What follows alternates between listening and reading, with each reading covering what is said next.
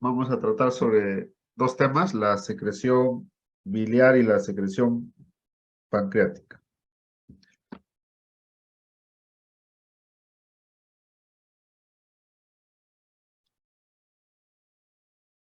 Bien, la bilis, debemos decir primero que se produce en el hígado, ¿no? El hepatocito es el encargado de producir la bilis, ¿no? A partir sobre todo del colesterol, se van a formar varias sustancias en la bilis. Uno de los principales componentes son las sales biliares. También tenemos al colesterol, tenemos a la bilirrubina, ¿no? Y electrolitos, ¿no? Pero en menor importancia. El mayor componente de la bilis son las sales biliares. Luego esta bilis se tiene que almacenar, ¿no? En algún lugar para el momento en que el organismo necesite grandes cantidades de bilis.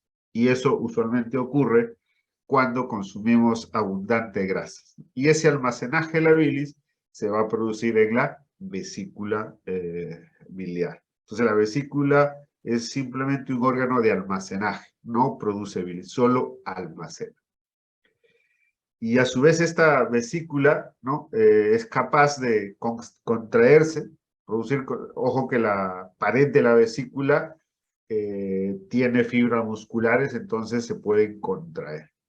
Entonces cuando la persona consume alto contenido en grasas, eso va a estimular a la contracción de la vesícula. La vesícula se contrae y a su vez se tiene que relajar el esfínter de Oddi para que se pueda vaciar esa vesícula, llegar el contenido de esa bilis hacia el duodeno. Y finalmente ya la bilis en el duodeno, el intestino delgado, se va nuevamente reabsorber, ¿no? hacia el hígado y se completa lo que se denomina la circulación enterohepática, que es la última fase de la secreción biliar, ¿no? Más o menos el 90% de la bilis que llega al duodeno, ¿no? Se absorbe en el intestino delgado, duodeno, yeyuno y ilio, ¿no? Ahí más o menos el 90%. Y un 10% se elimina en las heces. Bien, aquí gráficamente lo explicamos, ¿no? La bilis se forma en el hepatocito. La materia prima para poder sintetizar las sales biliares principalmente es el colesterol, pero no solamente hay sales biliares en la bilis, sino también tenemos colesterol mismo, diferentes lípidos, bilirrubina, ¿no? Electrolitos. Entonces, todo esto es secretado por el hepatocito hacia el canalículo biliar, ¿no? Y del canalículo biliar, ¿no? va a seguir su recorrido hacia la vesícula biliar donde se debe almacenar, ¿no? Ese es un primer recorrido de la bilis desde el hígado hacia la vesícula biliar a través del conducto cístico, ¿no? Aparte del hepático derecho, hepático izquierdo, hepático común, luego ingresa al cístico y se almacena en la vesícula biliar. Ahora, la formación de estas sales biliares a nivel del hepatocito es una secreción muy espesa, poco fluida, entonces muy difícil transportarse en esas condiciones desde el hígado hacia la vesícula biliar, entonces tiene que aumentarse la cantidad de líquido, de agua, y ese aporte de agua y electrolitos se va a producir en los canalículos, tanto en los canalículos muy pequeños y hasta los conductos más grandes, como es los conductos hepáticos, ¿no? Y el cístico. Entonces, en todo este transcurso, desde el canalículo biliar hasta el conducto hepático común, estos conductos van secretando iones y agua. Y aquí interviene una hormona importante que es la secretina. La secretina estimula la secreción de agua y electrolitos a nivel de los conductos, desde el canalículo biliar hasta el hepato hepático común. ¿Okay? ¿Dónde se sintetiza la secretina? ¿No? En el intestino delgado, ¿no? Ahí se secreta el intestino delgado. ¿Okay? Muy bien, entonces una vez llegado a la vesícula biliar tiene una capacidad más o menos de 30 a 60 milímetros que podría almacenar, ¿no? pero eso sería una cantidad muy reducida cuando uno consume grasas, ¿no? Entonces, ¿qué es lo que tiene que hacer esa vesícula? Tiene que concentrar esa bilis. Entonces, a nivel de la pared de la vesícula se produce otro fenómeno. Se produce la absorción de agua y electrolitos. Entonces, esta pared vesicular tiene esa gran capacidad de absorber agua y electrolitos, entonces empieza a concentrar la orina. De tal manera que esta vesícula, que normalmente podría llegar a almacenar hasta 60 mililitros de bilis, que esa es su capacidad, puede almacenar hasta 450 mililitros, gracias a esa capacidad que tiene la pared de la vesícula de absorber agua y electrolitos. Entonces, absorbe todo el agua y solo se va a quedar con las sales biliares, ¿no? Con los solutos. Entonces, de esta manera puede concentrar la bilis desde 5 hasta 20 veces su capacidad, ¿no? Entonces, se dice que podría llegar incluso a almacenar 450 mililitros de bilis, que es lo que más o menos se produce en 12 horas de secreción continua hepática. Es de más decir que el hepatocito está constantemente, continuamente, las 24 horas produciendo bilis. Y la cantidad de bilis que se produce, aproximadamente un promedio, es de 1 litro al día. Entonces, esta bilis concentrada se almacena aquí en la vesícula biliar y que va a estar listo cuando llegue el alimento, ¿no? De la boca. Acá está el intestino, acá podemos ver en la primera porción del intestino delgado, el duodeno, ¿no? Entonces sabemos que el conducto, el colédoco, ¿no? Desemboca en el duodeno a través de la ampolla de Vater, ¿no? Y aquí también se puede unir el conducto de Wilson. Entonces el conducto de Wilson junto con el colédoco desemboca en la ampolla de Vater y de ahí al duodeno. Entonces cuando en el duodeno llega alimentos, llega la comida, llega el bolo alimenticio, llamado también quimo, llega a ese nivel y sobre todo cuando este alimento es alto contenido en grasa, eso va a generar un estímulo. Entonces la llegada del alimento al duodeno, eso va a estimular la secreción de una enzima muy importante, que es la colecistoquinina. ¿Y quién produce esa colecistoquinina? También el intestino delgado. ¿Okay? Entonces esa colecistoquinina va a tener dos efectos. Uno, que va a actuar sobre la vesícula biliar y al actuar sobre la pared de la vesícula biliar va a actuar sobre la musculatura de esta vesícula y va a hacer que se contrae.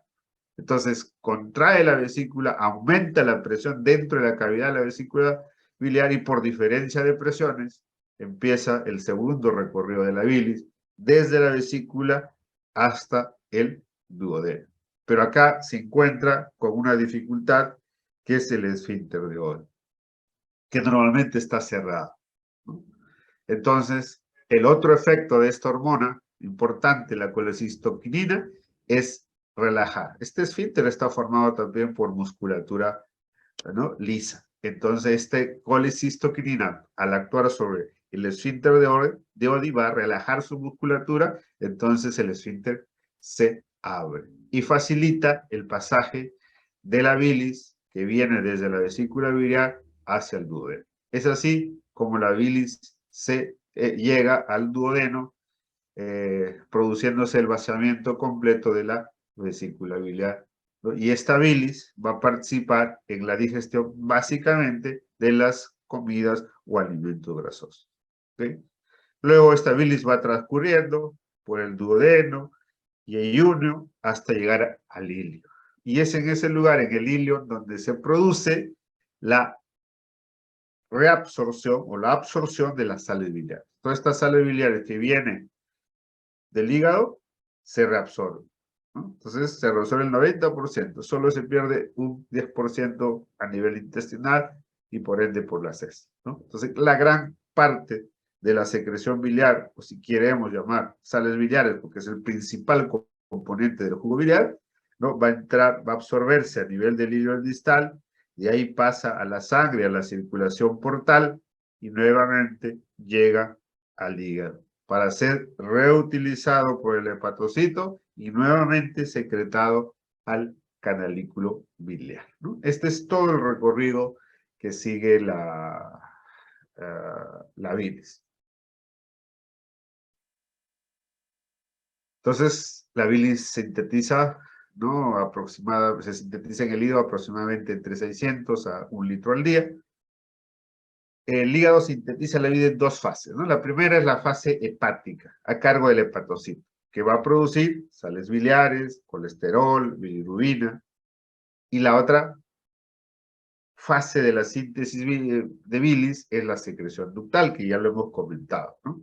Esa bilis que se genera en el hepatocito es una bilis muy espesa, difícil de poder transportarse hacia la zona de almacenaje, que es la vesícula biliar, entonces ahí intervienen los ductos, ¿no? Entonces aquí hay una secreción ductal donde se secreta agua y bicarbonato de sodio, y es estimulada básicamente por la secretina, una hormona sintetizada por el intestino delgado. Si bien estas sales biliares que lo comentamos nos sirven para poder digerir las grasas, esta segunda parte de la secreción biliar, que es la secreción acuosa y bicarbonato, nos sirve para neutralizar la secreción ácida procedente del estómago. Recuerden pues que el estómago produce ácido clorhídrico. Entonces, ese ácido clorhídrico sirve precisamente también para digerir los alimentos. Entonces, todo ese contenido gástrico alto en ácidos, ¿no? Es un pH ácido, ese contenido alimentario va a ingresar al duodeno. Por supuesto, entonces ese duodeno podría ser dañado por esa solución o por ese contenido alimentario altamente ácido. Para que eso no ocurra, entonces, justamente, no solamente la secreción biliar, sino también la secreción pancreática contribuye, ¿no? Contribuye en aportar al duodeno o secretar al duodeno una cantidad considerable de agua y bicarbonato de sodio. Es esta solución de bicarbonato de sodio que va a tamponar, que va a tener ese efecto buffer, que va a contrarrestar el efecto de este alimento altamente ácido. Entonces se va a volver una solución neutra, de tal manera que se evita el daño del duodeno. Esto es uno de los mecanismos fisiopatológicos que nos puede explicar, ¿no?, la presencia de úlceras a nivel duodenal. Cuando falla este mecanismo, o cuando hay poca secreción o disminuye la secreción de bicarbonato, ¿no?, ya sea por el jugo pancreático o por el jugo biliar, ¿no?, nos puede dar, pues, el origen a las úlceras duodenales. O de repente la secreción biliar pancreática es adecuada, aporta la cantidad suficiente de bicarbonato de sodio, pero de repente la acidez del estómago es mayor, patológicamente se incrementa mayor, entonces la cantidad que se produce normalmente de bicarbonato de sodio en los conductos biliares no es suficiente para tamponar ese alimento ácido que viene en el estómago. Por ejemplo, tenemos una enfermedad, se llama la enfermedad o el síndrome de Soline-Ellison, que es un tumor pancreático que produce altas cantidades de gastrina, y la gastrina a su vez lo que hace es estimular la secreción de ácido clorhídrico. Entonces la cantidad de ácido clorhídrico que produce el estómago es muy elevada, ¿no? Ya es una condición patológica, entonces la acidez del estómago se vuelve, valga la redundancia, muy ácido. Entonces ese contenido alimentario demasiado ácido, al llegar al duodeno, no puede ser tamponado, no puede ser contrarrestado por esta secreción, ¿no?, acuosa de bicarbonato de sodio. Y ahí se va a producir múltiples úlceras duodenales. Entonces, en conclusión, recordemos que el hígado sintetiza en dos fases. Una es la secreción hepática y la otra es la secreción de los conductos que principalmente nos aportan agua y bicarbonato. Bien, hablemos de la circulación enterohepática. El 94% de las sales biliares se reabsorbe desde el intestino delgado a la sangre. El 50% de esa bilis que retorna, de ese jugo biliar que retorna, se reabsorbe por difusión en las primeras porciones del intestino, una difusión simple, difusión pasiva. El resto, el otro 50%, se ocurre, esta primera parte de la reabsorción de las sales biliares que ocurre en el duodeno y yeyuno, ese 50% de difusión simple, ¿no? Ocurre, ¿no? Precisamente entre el duodeno y yeyuno. El otro 50%, que no se absorbe por difusión simple, difusión pasiva, se lo hace a través de un transporte activo. Es decir, que aquí sí va a gastar energía. Y eso se lleva a cabo a nivel del hilo distal. Entonces, el otro 50% de la bilis que no se ha absorbido a nivel del duodeno y yeyuno, se absorbe a nivel del hilio distal. Pero ya no por un transporte pasivo, una difusión pasiva, sino es una difusión activa, un transporte activo con gasto de ATP y gasto de energía. Una vez que ya se han absorbido estas sales biliares, este jugo biliar, penetra la sangre portal y nuevamente retornan al hígado para nuevamente servir como materia prima y sintetizarse la bilis y empezar un nuevo ciclo, ¿no?, de circulación.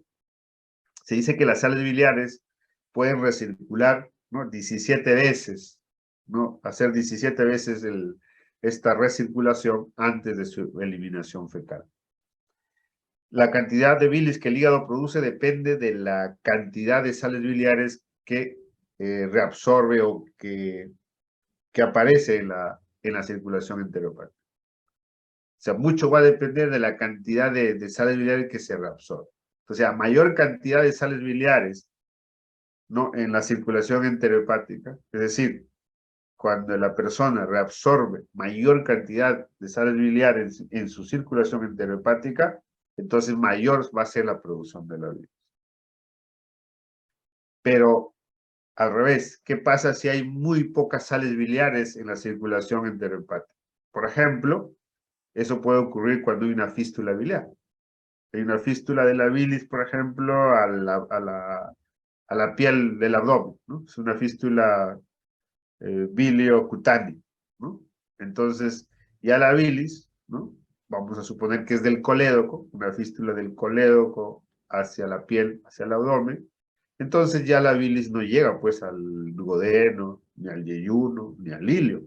Entonces la cantidad que se va a reabsorber de sales biliares a ese nivel va a ser mínimo, ¿no? Entonces uno podría decir, entonces, si a mayor cantidad de sales biliares hay mayor producción de bilis, ahora que no hay, no debería haber, ¿no? Y eso no es así, ¿no? Entonces tenemos los dos extremos. Cuando tenemos mucha cantidad de sales biliares, aumenta la producción de la bilis. Y si no me llega nada o tengo muy poco de sales biliares en mi circulación enterohepática, eso también va a estimular mayor producción de bilis. O sea, tanto cuando hay muchos niveles de sales biliares en la circulación enterohepática, así como disminución, ambos van a estimular la circulación o la producción de bilis a nivel hepático. Por eso se dice que la cantidad de bilis que produce el hígado va a depender de la disponibilidad de sales biliares en la circulación enterohepática.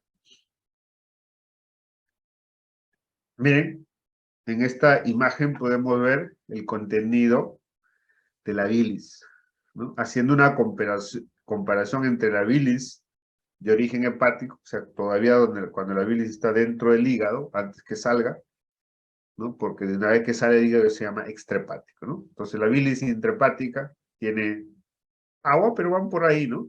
Van por ahí, ¿ya? Que la vesícula biliar pues tiene gran cantidad tiene la capacidad de reabsorber, ¿no? Por eso hay un poco menos cantidad de agua.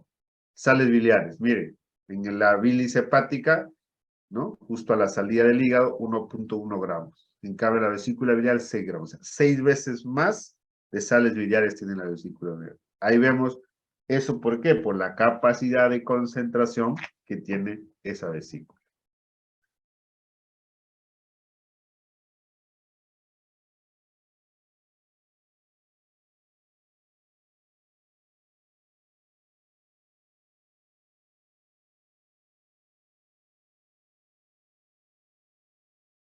Bien, bilirrubina, ¿no? La bilis hepática, 0.04 gramos, ¿no? Más o menos, ¿no?, casi 7, 8 veces más hay en la vesícula biliar, también se concentra.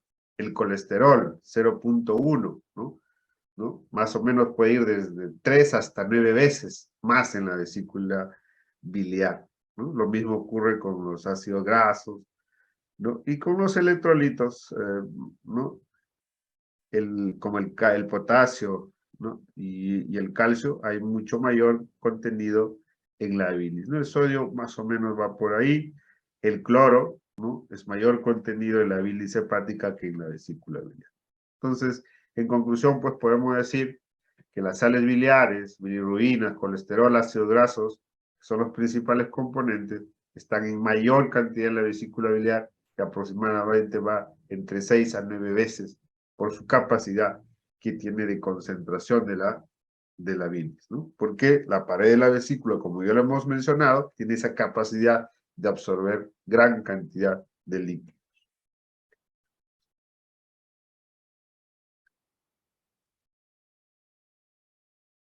Bien, ¿cuáles son entonces las funciones de la bilis? Primero es la digestión y absorción de las grasas. ¿Qué hace la bilis? ¿Qué hacen las sales biliares principalmente? ¿No? Lo que van a hacer es emulsificar la grasa. ¿Qué cosa es la emulsificación? Es degradar a las grasas en pequeñas moléculas que se llaman micelas, ¿no? Pequeñas, múltiples moléculas, pequeñas micelas, para que éstas puedan absorberse a nivel intestinal. Esa es la emulsificación de la grasa. Y esa es la principal función de la bilis. Por eso que cuando la cantidad o la proporción de grasas en la comida es mayor, habrá mayor producción de bilis. Entonces, todo depende de la cantidad de grasas que le llega al duodeno, ¿no? Después de las comidas.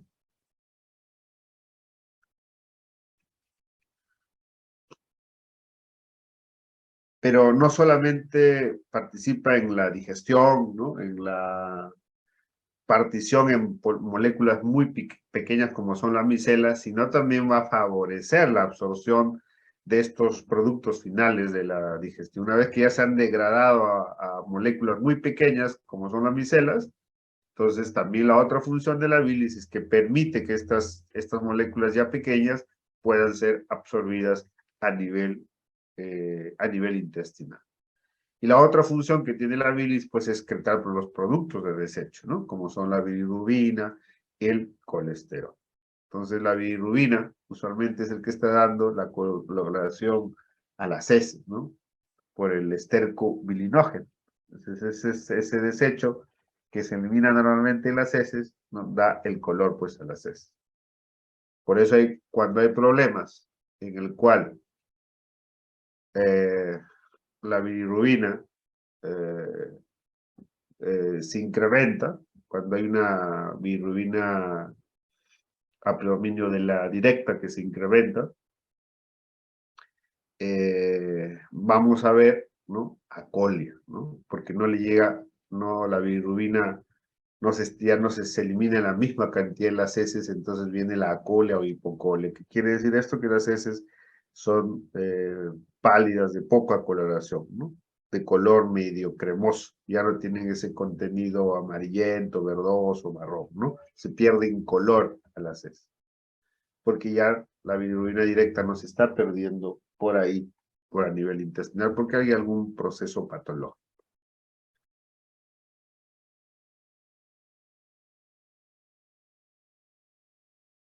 Y hemos visto que el hepatocito secreta bilis permanentemente, alrededor de 1 litro al día, y la mayor parte se almacena en la vesícula biliar. La capacidad máxima de la vesícula biliar es 30 a 60 mililitros, pero tiene la capacidad de almacenar hasta 450 mililitros por su función de concentrar la bilis de 5 hasta 20 veces. La absorción de agua, sodio, cloro a través del epitelio vesicular se realiza por transporte activo. Esa capacidad que tiene la pared vesicular de absorber agua y electrolitos lo hace a través de transporte activo.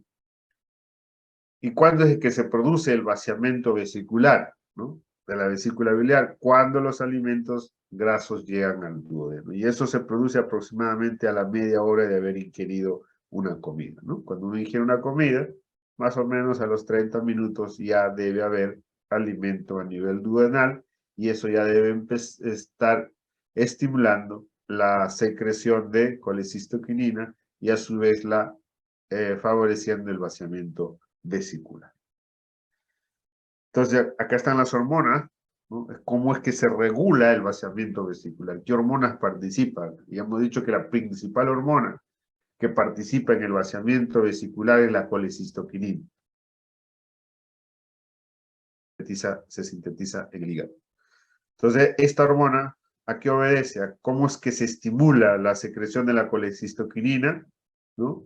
Se estimula por la presencia de alimentos grasos en el duodeno. Y su función es favorecer las contracciones de la vesícula y relajar el esfínter de Oddi, ¿no? Cuyo efecto final es el vaciamiento de la vesícula biliar.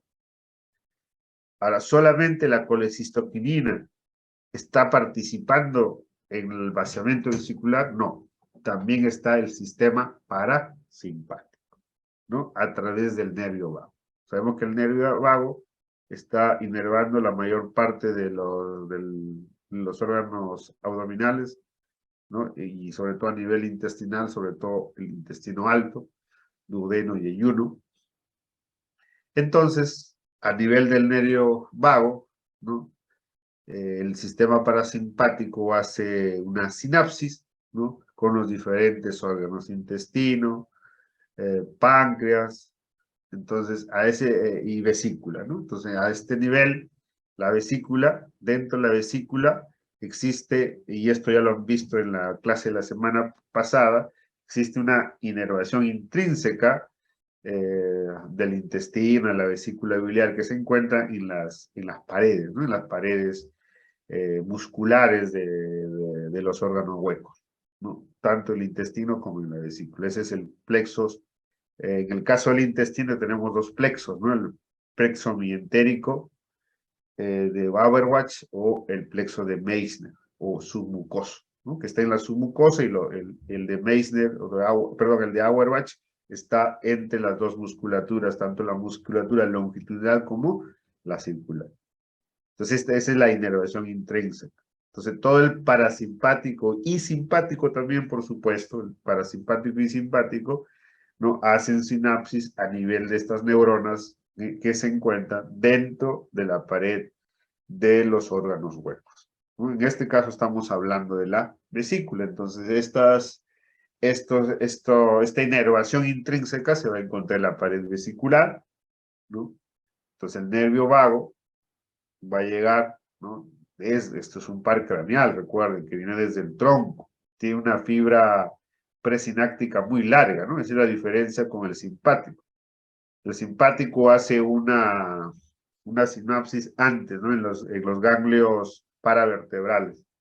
De tal manera que la neurona postsináptica es larga en el simpático, ¿no? Y la presináptica es corta. En cambio, en el parasimpático, el nervio vago que viene desde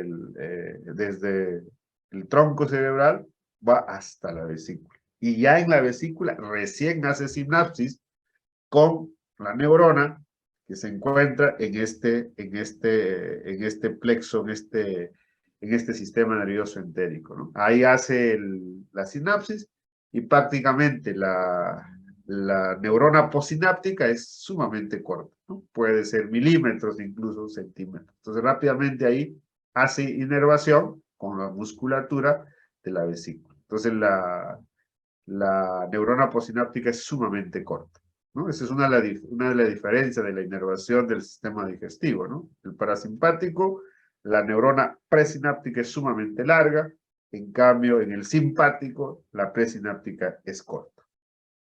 Entonces, este sistema parasimpático a través del nervio vago también nos va a estimular el vaciamiento vesicular, ¿no? Va a favorecer la contracción de las fibras musculares de la vesícula, ¿no? De hecho, el componente más importante del vaciamiento vesicular lo da la colecistoquinina, ¿no? Y esto es un apoyo nada más del sistema parasimpático a través del vago, su efecto es estimulatorio, ¿no? Es estimulatorio. En cambio, el simpático más bien va a inhibir la vaciamiento vesicular. Si la comida que ingerimos es, por ejemplo, rica en carbohidratos, proteínas, muy poca grasa, entonces ese comido esa comida de bajo contenido graso que va a llegar al duodeno, entonces pues no va a producir un gran estímulo, ¿no? Va a producir un pequeño estímulo, poca colecistoquinina, y entonces se producirá pues una ligera contracción y un ligero vaciamiento vesicular. Lo mismo va a ocurrir con el efecto del sistema parasimpático a través del vago, ¿no? Cuanto menos comida grasa haya a nivel del duodeno, también menos será el efecto parasimpático. Pero ¿qué pasa si existen grandes cantidades de grasa, ¿no? En el duodeno? Entonces la vesícula tiene que contraerse más para poder secretar la mayor cantidad de bilis que tiene almacenada en su interior, ¿cierto? Entonces, a mayor grasa, mayor contracción vesicular y mayor cantidad de bilis en el duodeno, ¿no? Incluso en una hora podría completar de vaciarse todo el contenido de grasa que tiene la vesícula. Y este mecanismo nos permite explicar, ¿no? Por ejemplo, cuando tenemos cálculos en la vesícula, y muchos de ellos están enclavados en el cístico, que es el conducto de salida de la bilis de la vesícula. Entonces, cuando uno come grasas, ¿no? El paciente que tiene cálculos, ¿qué siente? Que se le distiende el abdomen, se le llena de gases y vienen los cólicos vesiculares, los cólicos intensos. Y justamente, ¿por qué son estos cólicos? Porque la vesícula, como hay alto contenido en grasa, porque de repente el paciente se comió un pollo a la brasa, entonces eso va a estimular a nivel duodeno, esa comida alto en contenido de grasa, que la vesícula se contrae. La vesícula se contrae intensamente porque hay gran cantidad de grasa en el duodeno, pero encuentra una obstrucción al flujo. Hay un cálculo ahí en el cístico que no deja pasar, ¿no? Estamos hablando, voy a retroceder. Aquí, ¿no? Aquí puede haber un cálculo, entonces la vesícula se contrae, expulsa la bilis, pero la bilis no puede salir porque tiene un cálculo aquí obstruyendo la salida. Entonces, este es un círculo bilicioso. No hay bilis, acá el alimento en el duodeno sigue siendo grasoso, eso sigue estimulando la colicistoquinina y el parasimpático a través del vago, más contracción vesicular, pero no sale bilis. Entonces ahí vienen esos cólicos, ¿no? Normalmente cuando hay salida y pasa la bilis, no hay obstrucción, no hay cólico, pero ¿no? La vesícula se contrae, no hay problema, pero acá ya la vesícula se empieza a contraer más fuerza porque sensa pues que no hay bilis en el duodeno, ¿no? Entonces la contracción es mucho más intensa que ya produce dolor. Por eso que en los pacientes con cálculos vesiculares, ¿no? El dolor que se produce es intenso y siempre asociado pues al consumo de grasas. Eso se llama dispepsia a grasa. Entonces el síndrome dispéptico, que es un conjunto de síntomas, se produce precisamente por la falta de secreción biliar y por las contracciones intensas de la vesícula biliar. ¿Qué vamos a tener? Distensión abdominal, porque no llega bilis, ¿no? Entonces no digieren bien las grasas, los carbohidratos, entonces se distiende el abdomen, ¿no? Hay flatos, eructos y dolor abdominal.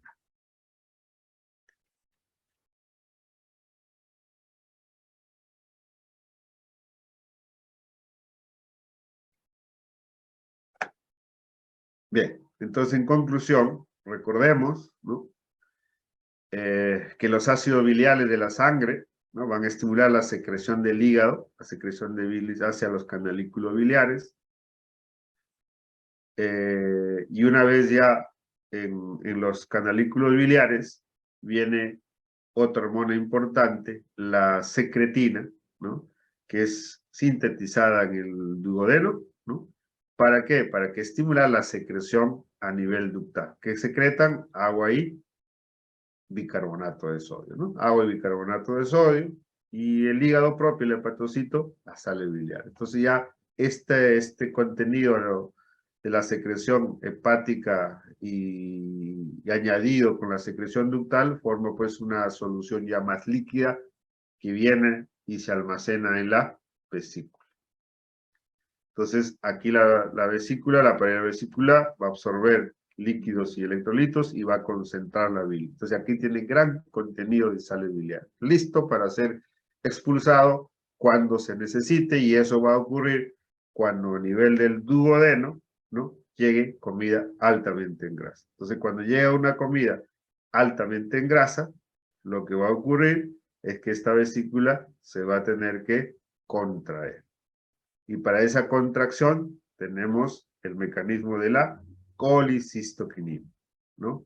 ¿Qué hace la colicistoquinina? Que es también una hormona sintetizada a nivel del duodeno. Contraer la vesícula y relajar aquí el esfínter de Oddi. Esos dos mecanismos, contrae mi vesícula y relaja el Oddi, permite la salida por diferencia de presiones desde la vesícula hacia el duodeno.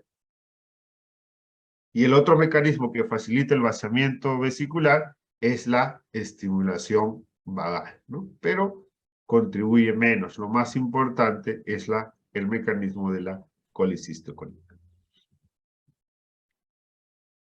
Bien, ahora vamos a ver la secreción pancreática. ¿Hasta ahí alguna pregunta? No, doctor, todo claro.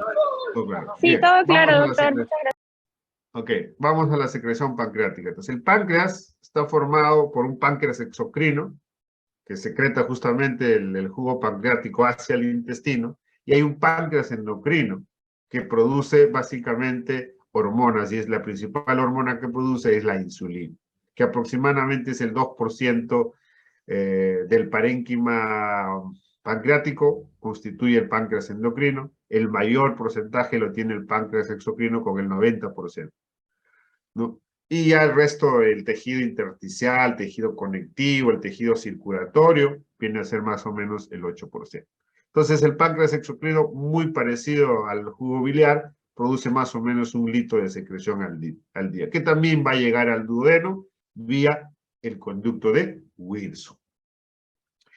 Los acinos pancreáticos secretan enzimas digestivas. Es muy parecido, mira, a la secreción biliar, ¿no? Habíamos dicho que el hepatocito secretaba, ¿no?, las sales biliares, y los conductos secretaban agua y bicarbonato de sodio. Acá es muy parecido. Acá los acinos van a secretar las enzimas digestivas, que van a participar básicamente en la digestión de carbohidratos, de grasas y proteínas, ¿no? Acá sí ya tiene mayor acción, ¿no? Mientras la bilis básicamente servía para la digestión de grasas, aquí el jugo pancreático va a servir para la digestión de grasas, carbohidratos y proteínas. Entonces, esas enzimas que se secretan son secretadas por los acinos pancreáticos. Y los conductos, ¿no?, los conductos por los cuales se van a transportar estas enzimas, ¿no?, van a producir solución acuosa también de bicarbonato de sodio. Entonces, son muy parecidos. Podemos hacer una analogía con la secreción biliar. Las enzimas sirven para la digestión de hidratos de carbono, proteínas y grasas, mientras que el bicarbonato tiene la misma función que el bicarbonato de la secreción biliar. En este caso es un bicarbonato de la secreción pancreática que sirve para neutralizar la acidez de los alimentos que llegan al duodeno desde el estómago. Esta es una representación del páncreas, ¿no? Aquí tenemos el 90% son estos acinos pancreáticos, productores del jugo pancreático, ¿no? Que todas estas células acinares son las que secretan las enzimas y las secretan al conducto pancreático. De ahí se van a eliminar hacia el conducto de Wilson y duodeno. El 90% entonces el parénquima pancreático es ese, ¿no? Los acinos pancreáticos. Y acá están las células endócrinas, las células alfa, las beta y las delta. Y las células beta son las que producen pues la insulina, ¿no? Que más o menos estas células endócrinas, aproximadamente 2% del parénquima. Luego tenemos la circulación sanguínea y el tejido intersticial fibroso, que es el 8% del parénquima. Bien, miren, esto es para graficar, este es el acino. En realidad el acino es como la parte ciega de un conducto, ¿no? O sea, todo esto es un conducto y termina en una parte ciega, que vendría a ser los acinos pancreáticos. Están formados por células acinares que producen una secreción alto en contenido de enzimas que van a digerir carbohidratos, grasas y proteínas. Pero es muy espesa, al igual que la secreción hepática de la bilis, ¿no? Entonces, estas tienen que, para que sean transportadas desde el acino hacia la ampolla de Vater, tienen que diluirse. Entonces, aquí ya en los conductos, ¿no? En los conductos pancreáticos, existen otro tipo de células, son las células ductales, que van a producir una secreción isotónica compuesto por agua y bicarbonato de sodio. Entonces van a diluir estas enzimas y van a facilitar el transporte con una secreción ya más acuosa desde el acino hasta la ampolla de Vater. Aquí en la derecha podemos ver cómo es que se produce esa secreción de bicarbonato, ¿no? Acá está el lumen, ¿no? La luz del conducto, la célula pancreática, en este caso esta célula ductal, ¿no? Y aquí está el intersticio, ¿no? O la sangre. Muy bien, entonces del lumen intestinal va a entrar el cloro y sale el bicarbonato. ¿Ok? Pero miren, ¿de dónde viene el bicarbonato? Viene de la formación del CO2 más agua a nivel intracelular. A través de esta enzima, de la hidrasa carbónica, se forma ácido carbónico. El ácido carbónico, a su vez, se divide en dos moléculas, ¿no? El bicarbonato y el ion hidrógeno. El ion hidrógeno sale hacia la sangre, pero para que no se vuelva carga negativa el intracelular, tiene que entrar un cation para mantener la electroneutralidad, entonces entra el sodio, ¿no? Este es un transporte activo, sale ion hidrógeno, entra sodio. Al este bicarbonato sale hacia el lumen intestinal, este es lo que va a dar el contenido en bicarbonato de sodio a la secreción pancreática, y tiene que entrar un ion con carga negativa para también mantener la carga eléctrica dentro de la célula, ¿no? Si no, se cargaría pues positivamente o negativamente. Entonces, si sale un anión, como es el bicarbonato, entra también un anión, como es el cloro. Acá sale de la célula un ion, un cation, en este caso, el ion hidrógeno, y tiene que entrar un cation, en este caso el sodio. Y acá hay una bomba, ¿no? De sodio-potasio, que también da la energía para estos transportes, ¿no? Sale el sodio y entra el potasio. Entonces, es como así se forma el bicarbonato en la secreción pancreática. Bicarbonato que proviene del CO2 y agua intracelular. Aquí está la composición, ¿no? De varias enzimas digestivas en diferentes secreciones, ¿no? Saliva, estómago, páncreas y mucosa intestinal. Entonces, el motivo de esta clase es pues justamente ver qué enzimas pancreáticas sintetizan. El páncreas, la amilasa. Hay una amilasa salival, miren, acá también está la amilasa pancreática. ¿No? ¿Para qué sirve esta amilasa? Digiere los hidratos de carbono. Lo llevan hasta las disacáridos. Entonces lo van a transformar el glucógeno o los almidones hasta disacáridos. Ya en la mucosa intestinal, como ustedes recordarán, ¿no? Ya hay unas enzimas, las disacaridasas, las que ya van a terminar de formar moléculas más pequeñas, monosacáridos, y eso se van a absorber a nivel intestinal. Para digerir proteínas que tiene el páncreas, tiene varias enzimas, la tripsina, la quimiotripsina, la carboxipeptidasa y la elastasa. Todos estos tratan de destruir a las proteínas, digerir la proteína ¿hasta qué? Hasta aminoácidos, y esos puedan absorberse a nivel intestinal. Y a nivel de la digestión de lípidos, el páncreas va a sintetizar la lipasa, la fosfolipasa 2 y el colesterol éster hidrolasa, ¿no? Que va básicamente a digerir las moléculas de colesterol.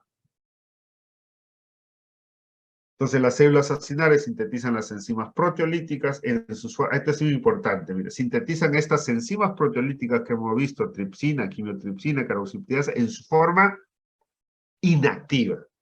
La tripsina, su forma inactiva es el tripsinógeno. La quimiotripsina, el quimiotripsinógeno.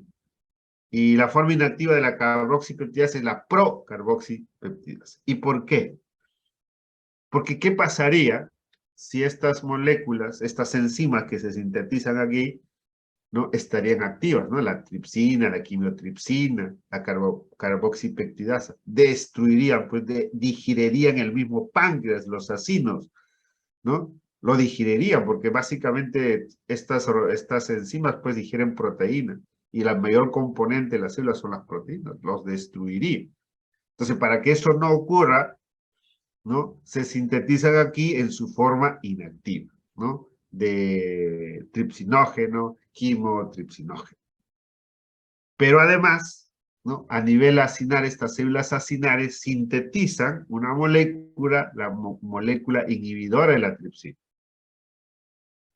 O sea, no solamente que están en su forma inactiva, sino también existe otra hormona, el inhibidor de la tripsina, producida por estas mismas células acinares, que también evita, ¿no?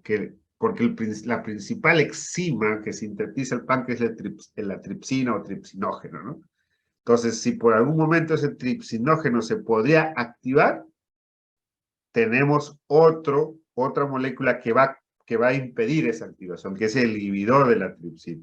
De tal manera que es bastante seguro que esas enzimas secretadas a nivel acinar permanezcan activas.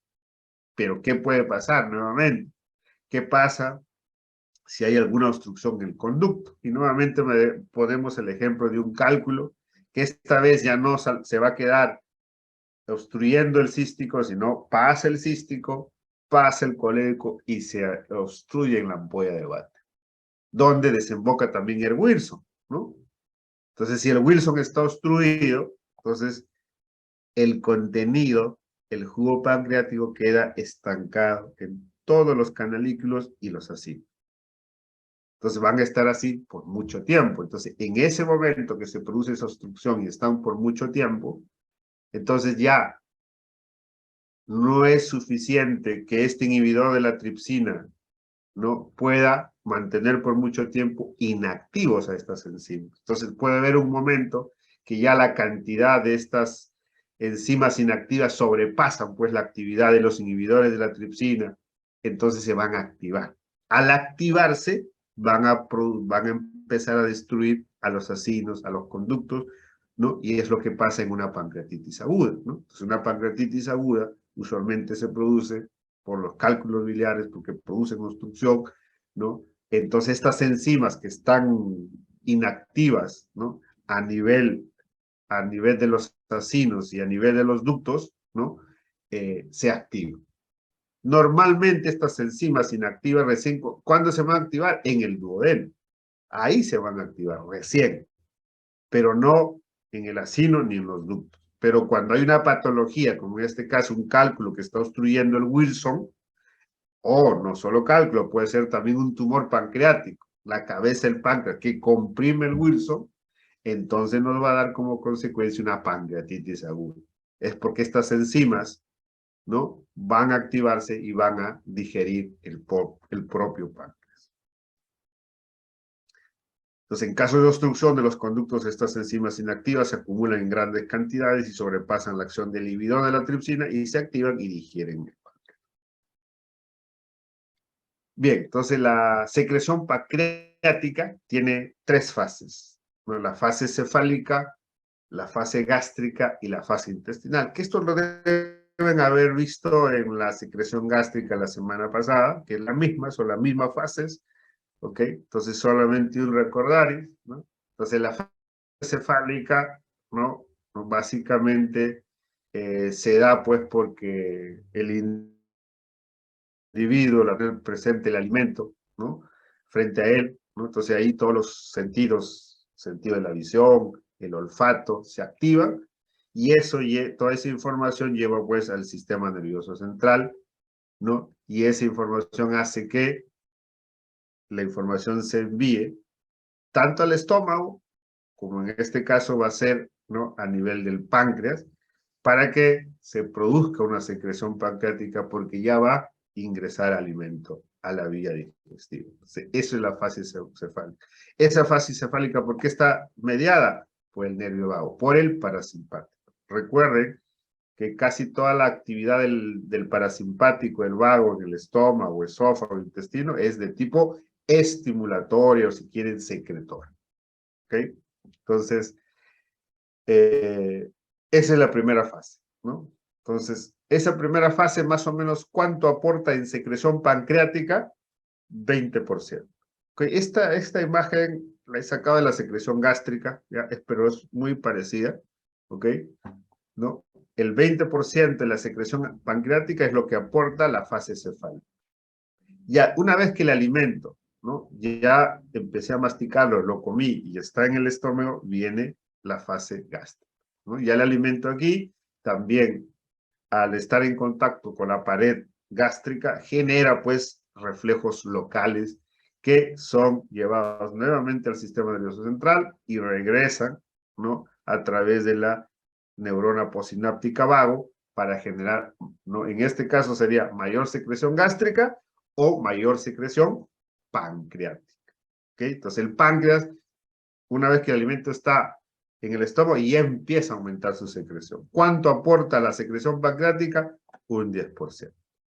Y una vez que el alimento ya está en el intestino, ahí donde ya necesita la secreción pancreática en sí, porque la secreción pancreática pues no llega al estómago, llega a la segunda porción del duodeno. Entonces, cuando ya el alimento está en el intestino, esa es la principal estímulo. El 70% de la producción del jugo pancreático está dado por esta fase intestinal. Entonces, cuando el alimento ya está en el duodeno, se produce gran secreción pancreática para digerir carbohidratos, proteínas y grasas que vienen de los alimentos.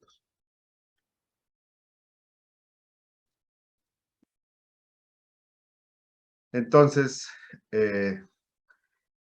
las células I del duodeno, principalmente el duodeno, pero también puede sintetizar el yeyuno, producen la colecistoquinina, ¿no? Y la colecistoquinina o estas células I van a estimularse, ¿no? Por la presencia, pues, de alimentos en el duodeno, ¿no? Puede ser aminoácidos, péptidos pequeños y ácidos grasos, ¿no? Entonces, todo el alimento en general que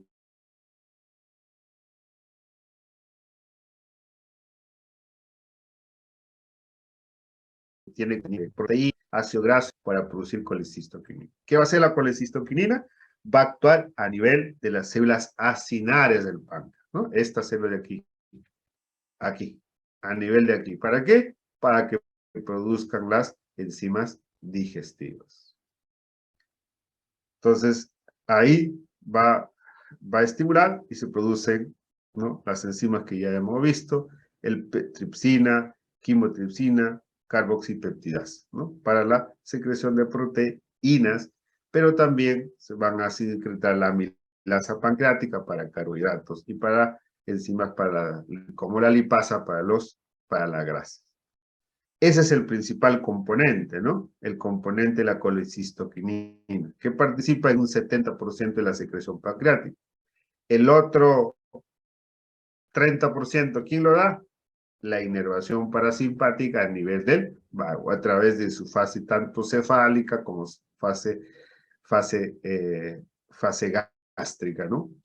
Entonces, la inervación parasimpática nos va a dar un 30% más o menos de la secreción. En cuanto a las enzimas, en cuanto a la secreción acuosa de agua, sodio y bicarbonato, ¿no? Hemos dicho que en esa secreción participa ya no los acinos, sino los ductos, las células ductales. ¿Qué hormona participa? La secretina. ¿Dónde se entra la secretina? En las células S también del intestino delgado, principalmente duodeno. ¿Quién estimula las células S? Es el ion hidrogenio, es decir, el medio ácido. Ese contenido alimentario con alto contenido en ion hidrogenio ácido va a estimular a las células S del duodeno para la secreción de la secretina y a su vez esta pues va a estimular la secreción de agua y bicarbonato de sodio a nivel de los ductos pancreáticos. Y también aquí potencia esta acción la inervación del vago, ¿no? A través de la acetilcolina. Recuerden que el parasimpático, el neurotransmisión mediador en la sinapsis es la acetilcolina. Bien, entonces recapitulando, el ácido del estómago libera secretina en la pared del duodeno. Hemos dicho eso, ¿no? La secretina se estimula por el ácido del estómago. Libera secretina en la pared del duodeno. Las grasas y los humanoides inducen la secreción de colecistoquinina. Mientras los ácidos facilitan la producción de secretina, los aminoácidos y grasas estimulan la secreción de colecistoquinina a nivel del duodeno. La estimulación vagal libera enzimas hacia los acinos. La secretina y la colecistoquinina pues pasan al torrente sanguíneo. Es vía torrente sanguíneo que actúan sobre el páncreas, ¿eh? No es directamente. Es un efecto endocrino, no es paracrino ni autocrino. La secretina produce una abundante secreción de líquido pancreático y bicarbonato, y la colecistoquinina estimula la secreción de enzima. O sea, este duodeno que produce secretina y colecistoquinina vacía su contenido a la sangre, y a través de la circulación sanguínea va a llegar al páncreas. Ojo, o sea, no es un efecto paracrino ni autocrino, sino es un efecto a distancia, porque utiliza la circulación sanguínea, ¿no? El efecto autocrino era cuando una célula produce una hormona y esa hormona actúa en la misma célula que la produce. El paracrino es cuando una célula produce una hormona y actúa en las células vecinas. Y el efecto endocrino es cuando una célula produce, en este caso la mucosa intestinal está produciendo la secretina colecistoquinina, lo vacía a la sangre y a través del torrente sanguíneo viaja hacia una zona distante, como en este caso es el páncreas. Esto solamente es para graficar la producción de enzimas por el acino pancreático y de agua y bicarbonato de sodio por los conductos pancreáticos, ¿no? Por ejemplo, cuando el estímulo es el ácido clorhídrico, o sea, es una comida con alto contenido ácido, ¿no? Entonces, ¿qué es lo que se va a producir principalmente a nivel del páncreas? Es una secreción, ¿no?, acuosa de bicarbonato de sodio, porque necesitamos tamponar, evitar esa acidez del duodeno, porque si no nos va a producir úlceras. Cuando el contenido es rico en grasas, ¿no?, en grasas como es un jabón, entonces ahí miren, la síntesis casi va de la mano, ¿no? Se sintetiza altas cantidades también de bicarbonato de sodio y agua, pero también, ¿no?, de enzimas necesarias para la digestión de las grasas. Y cuando es rico en proteínas, comida rico en proteínas, lo que se va a sintetizar más es las enzimas y en menor cantidad el agua y el bicarbonato. Entonces, dependiendo del tipo de alimento que yo consumo, ¿no?, la secreción pancreática es a predominio de alguna de estas dos o sustancias, o bien enzimas o bien bicarbonato, ¿no? Si lo que consumo es muy ácido, entonces más se va a hacer secretar, ¿no?, bicarbonato y agua. Si lo que consumo es más proteínas, voy a tener más síntesis de enzimas pancreáticas que digieren proteínas. Y si consumo alto contenido en grasas, lo que voy a sintetizar más o menos en forma pareja, bicarbonato de sodio y agua, y las enzimas necesarias para digerir grasas. Bien, no sé si habrá alguna pregunta. Todo claro, doctor. Recording stopped. Muy bien, chicos. Entonces, si no hay ninguna pregunta, hasta la próxima semana. Muchísimas gracias por su atención. Gracias, doctor. Hasta luego.